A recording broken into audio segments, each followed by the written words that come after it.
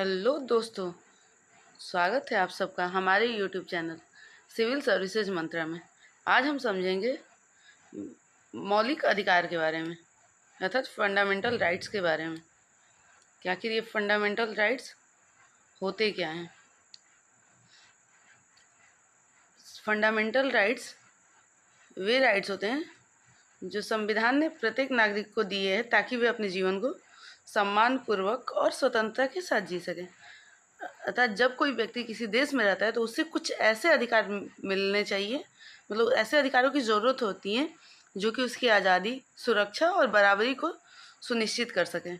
कि मतलब उस अधिकार के जरिए उसे आज़ादी फील हो सके, उसे सुरक्षित फील हो सके और उसे समानता का अनुभव हो सके।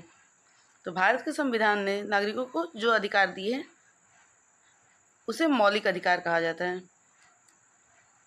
यह अधिकार व्यक्ति को सरकार की मनमानी से बचाते हैं और न्याय पाने का अधिकार देते हैं। अब हम समझेंगे कि इसका वर्णन किस में है। तो ये है संविधान के भाग 3 में, जो कि 12 से 35 तक का अनुच्छेद आता है, उसमें है। और ये अधिकार केवल कानूनी नहीं बल्कि मानव गरिमा के प्रतीक है। अर्थात ये अधिकार भारत की जनता के सम्मानपूर्वक जीवन के लिए बहुत ज़रूरी है।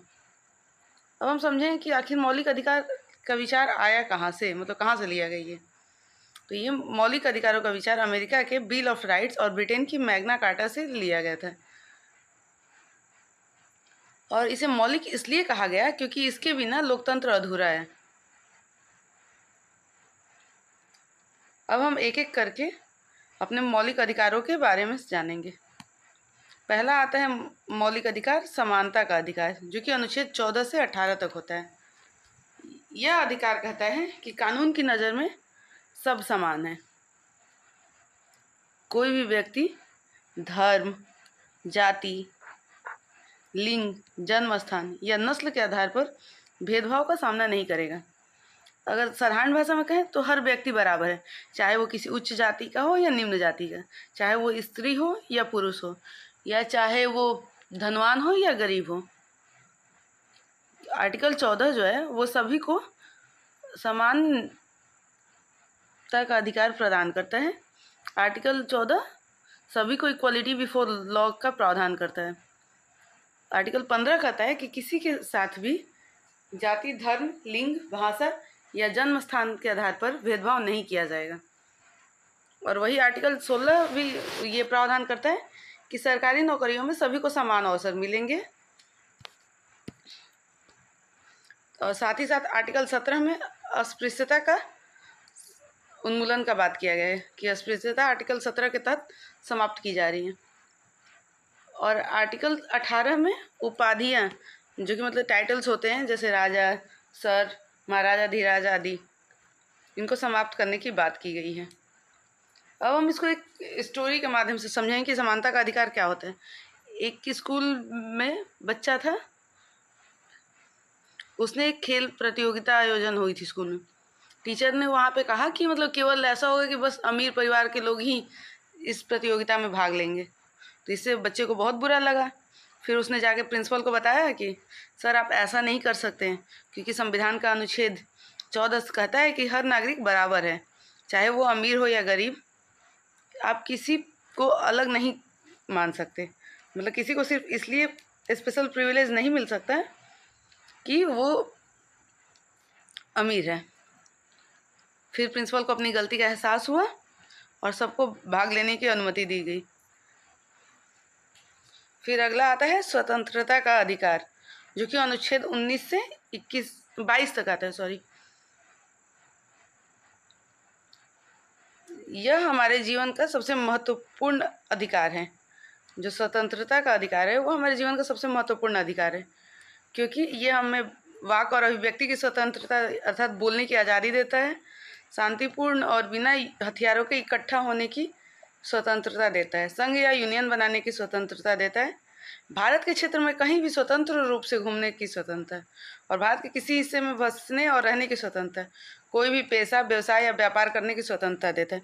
आर्टिकल 19 के जरिए ही हम कहीं भी, मतलब ऐसा अगर आर्टिकल 19 हमारे पास नहीं होता तो अगर आज जो हम सरकार की नीतियों की आलोचना करते हैं, सरकार की नीतियों की शिकायत करते हैं, तो इस पे हमारे ऊपर इल्ज़ाम लगा के और हमारी अभिव्यक्ति की आज़ादी छीनकर सज़ा दे दी जाती। लेकिन हमारा संविधान आर्टिकल 19 के ज़रिए ये प्रावधान करता है कि हम अपनी बातों को रख सकते हैं।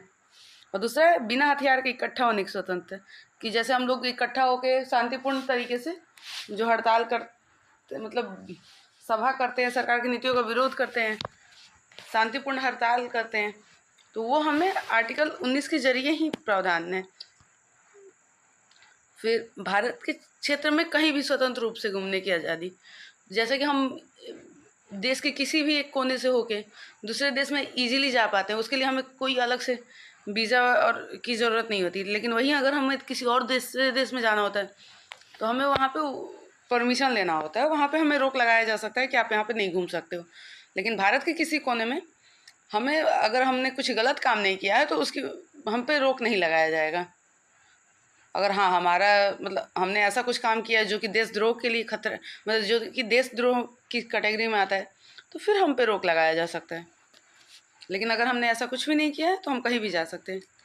और भारत के किसी भी क्षेत्र में बसने और रहने की स्वतंत्रता है। तो ये है कि मतलब अगर हम बिहार से हैं, यूपी से हैं, तो हम हिमाचल प्रदेश जाके रह सकते हैं, केरला जाके रह सकते हैं, कहीं भी जाके हम रह सकते हैं। इसके लिए हमें अलग से परमिशन लेने की आवश्यकता नहीं होगी। और सबसे छठा है कि कोई भी पेशा, व्यवसाय या व्यापार करने की स्वतंत्रता। तो ये है कि हमारा मन है कि हम मतलब बिज़नेस करें तो हम बिज़नेस कर सकते हैं, वो हमारी अपनी आज़ादी है। कोई हमें इसके लिए फोर्स नहीं करेगा कि आप बिज़नेस ही करो। और जैसे कि ये है मतलब कि अगर मुझे टीचर बनना है तो मैं टीचर बन सकती हूँ, मुझे आईएएस बनना है आईएएस बन सकती हूँ। कुछ भी चीज़ें हैं, कोई भी पेशा चुनना है या कोई भी बिज़नेस करना है, वो सब कुछ करने की आज़ादी हमें आर्टिकल 19 मतलब देता है। फिर आर्टिकल 20 अपराधों के लिए दोष सिद्धि के संबंध में सुरक्षा प्रदान करता है। जैसे कि किसी व्यक्ति को एक ही अपराध के लिए 2 बार दंडित नहीं किया जा सकता है। मतलब कि आर्टिकल जो 20 है वो ये प्रावधान करता है कि किसी को भी मतलब एक ही अपराध के लिए 2 बार सजा ना हो, जो कि हमारे जीवन और सुरक्षा से जुड़े हैं ये बातें। कि अगर ऐसा हुआ तो फिर एक ही अपराध के लिए उस व्यक्ति को अलग अलग सजा मिले जा रही है। तो अगर हम कोई भी अपराध करते हैं तो एक अपराध के लिए एक ही सजा का प्रावधान आर्टिकल 20 करता है। आर्टिकल 21 जीवन और व्यक्तिगत स्वतंत्रता का संरक्षण करता है, अर्थात किसी भी व्यक्ति को उसके जीवन या व्यक्तिगत स्वतंत्रता से वंचित नहीं किया जा सकता है जब तक कि कानून के अनुसार स्थापित प्रक्रिया का पालन न किया गया हो। हाँ, अगर उसने कानून का तोड़ा है और उसके खिलाफ मतलब वैसी कार्रवाई की गई है और उसमें वो दोष सिद्धि पाया गया है, तो उसको जीवन और व्यक्तिगत स्वतंत्रता से मतलब आर्टिकल 21 से के जरिए वंचित किया जा सकता है।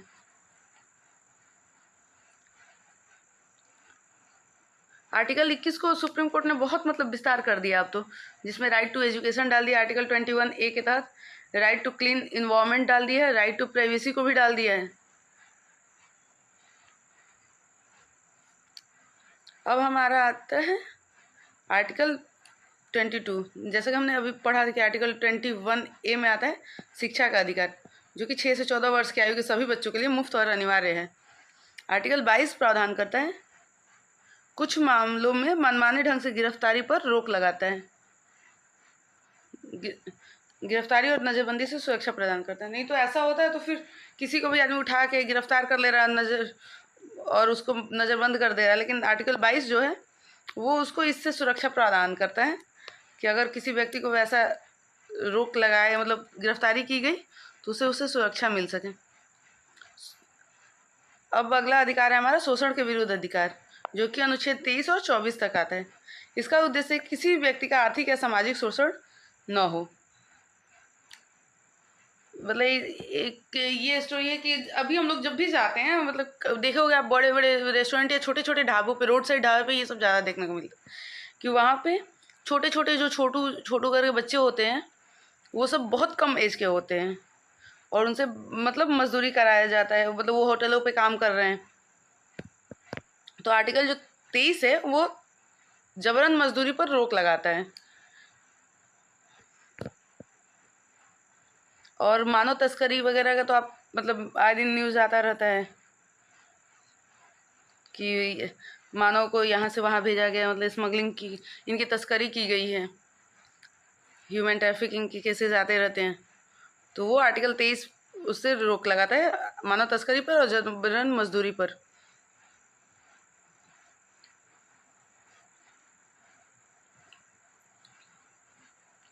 और जो आर्टिकल 24 है, जो कि शोषण के विरुद्ध अधिकार के अंतर्गत 2 अधिकार आते हैं, 23 और 24, वो 14 वर्ष से कम आयु के बच्चों के, कम आयु यहाँ छूट गए,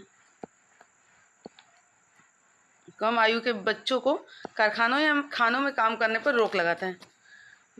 आर्टिकल 24 है कि बच्चों को वैसे बच्चे जो 14 वर्ष से कम आयु के होते हैं उनको कारखाने या खानों में काम करने पर रोक लगाता है। तो आज हमने इन्हीं तीनों अधिकारों को समझा और कल हम इससे आगे का समझेंगे। उम्मीद है कि आपने सही तरीके से, मतलब चीज़ों को मैं आप लोगों के लिए अच्छे तरीके से एक्सप्लेन कर पाई हूँ। एक बार कॉल कर लेते हैं कि समानता का अधिकार सबके साथ बराबरी का व्यवहार देता है, स्वतंत्रता का अधिकार अपनी बात कहने और जीने की आज़ादी देता है, और शोषण के विरुद्ध अधिकार किसी से ज़बरदस्ती काम न कराने का प्रावधान करता है। तो आई थिंक मतलब उम्मीद है कि आपने अच्छे तरीके से इस चीज़ को समझ लिया होगा कि ये क्या कहना चाह रहा है।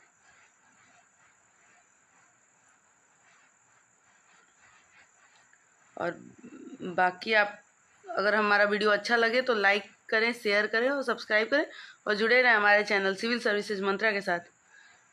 मिलते हैं आपके साथ अगले वीडियो में, जिसमें कि हम फंडामेंटल राइट्स के आगे के आर्टिकल्स को, मतलब आगे के राइट्स को समझेंगे और उसे अच्छे तरीके से एक्सप्लेन करेंगे।